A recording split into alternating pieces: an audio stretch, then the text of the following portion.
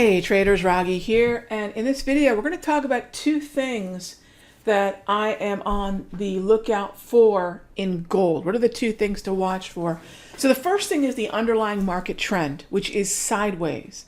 If we have a sideways market trend, our expectations for higher highs or lower lows should be less, and our expectation for the market to stay within some sort of range should be higher.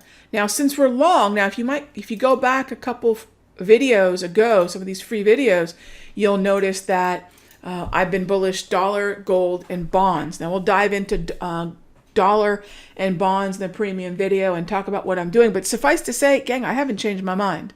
And let me explain why. When you see a transition out of a trend, which is what we have right now, and the market moves into chop, which you can confirm right here, what you have is a range-bound market. However you want to define the range, for me, it'll be either a volume-derived range, it'll be using Darvas levels, maybe it's volume profile levels, heck, maybe it's just recent highs and lows. However it is you do it, I don't think there's a wrong way to do it, but when you have a range-bound market, identify the extremes of the range, the edge, the upper edge and the lower edge.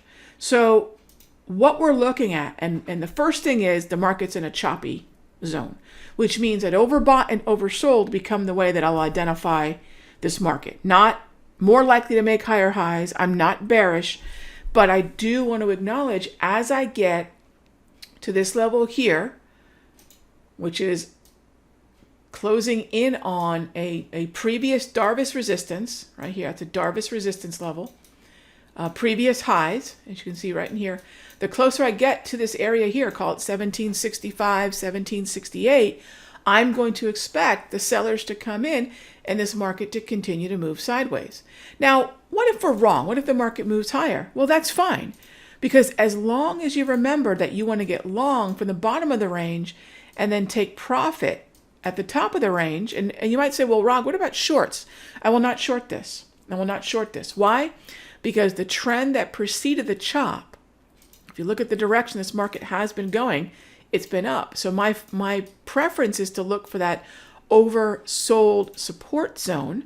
If the market continues to go up, terrific. I've paid myself proactively in front of the resistance level. And then if we continue to move higher, terrific, because it's going in the direction of the market movement that I would be anticipating anyways, a continuation of the previous trends. Those are the two things that are on my radar for gold. We've talked about the buy zone in previous videos.